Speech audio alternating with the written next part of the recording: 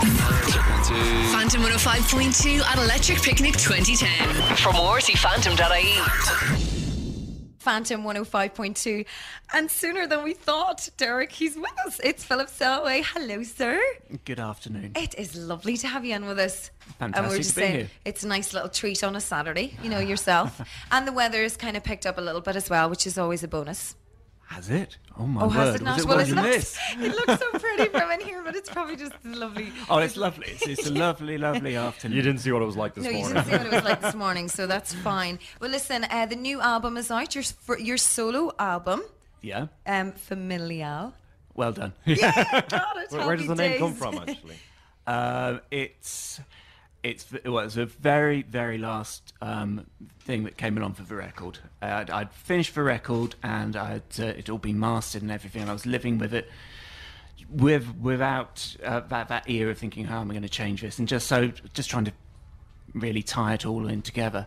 And at the same time, the artwork was coming together. I don't know if you've seen the cover. It is family with lots of little woodland things sprouting out of their faces. But it was interesting seeing what the artists were picking up on out of the record and everything. So I read, for me, it just really keyed into that whole thing of all those significant relationships, be they family, friends, or colleagues or whatever, and how they shape you and vice versa. So it's all seemed to go in there, and it's a tricky word for people to say. So Yeah, it will stick in your mind anyway. What was it like recording the album? Because we were talking here in Phantom yesterday to Jonsi from Sigur Rós, who's just released his first solo record. And one thing that he was saying, that he was quite afraid going into the album, because before he had the band and they could collectively make the tough decisions and it all came back to the band, but now when he was on his own, he had to make them all himself. Did you have any fears yourself that there was no one else there to say, this is what you should do, because it all had to come back to yourself? yeah, to a certain extent. That's being in that position where it's ultimately you who shapes what happens on the record, and then it's kind of your taste and your reputation that's on the line. But the way I recorded, though, a lot of it, the bulk of it, was done with Lisa Germano and Sebastian Steinberg and Glenn and Pat from Wilco. So there was that sense of a band there making it, which really helped me along, really, and really took the album in directions that I wouldn't have necessarily done on my own. So that was fantastic. But yeah, for me, going into it though, it was actually having to learn quite a lot as well. I had to get my head around trying to find a singing voice and then actually completing songs, because I hadn't actually finished a lyric for a song since I was a teenager, because I just stopped songwriting for ages. So actually picking up at your adolescent self when you're turning 40, that was quite an experience. But I think I found something that was appropriate to my tender stage of life. Has this been something that you've been wanting to do for quite a while, or is it just suddenly now that you're at the stage with the band and the career that you suddenly had the time to think of something new to do and it came about, or has it been something you've been sitting on for a while, this urge to do a solo work?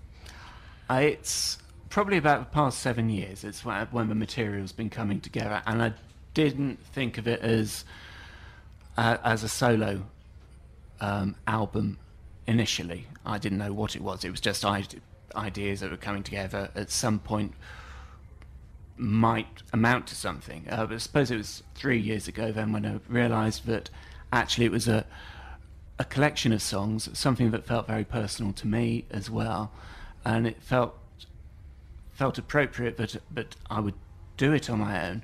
But also it's just that sense of time passing quite rapidly, and just that sense of that urgency of, if I don't do it now, I won't do it. So that kind of spurred me on. And you've mentioned quite a few artists working on that, including members of Wilco as well. Yeah. Did they just come on board, or did you ask them, invite them on, and how did that happen? Well, I met them whilst I was working on the Seven Worlds Collide project with Neil Finn, which happened a couple of Christmases ago down in New Zealand.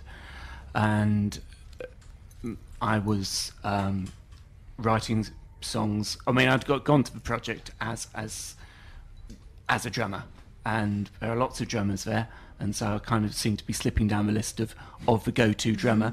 And so I started playing my songs in quiet corners, and people started picking up on them. And so that then led to me recording them. And so that group of musicians that came up around that all fell into place very naturally, really. And so it's the song on the record, Ties That Bind Us. That's the first time that we all played together. And there was something, for me that felt, I hadn't heard my material like that before, and it just felt like a huge leap for me, really. And so it's felt like a very natural step to ask them to come and record the record with me. Great stuff. Obviously, Picnic is probably one of the last festivals for Ireland here in the summer. You're going on to tour the album as well. Have you any future dates for Dublin?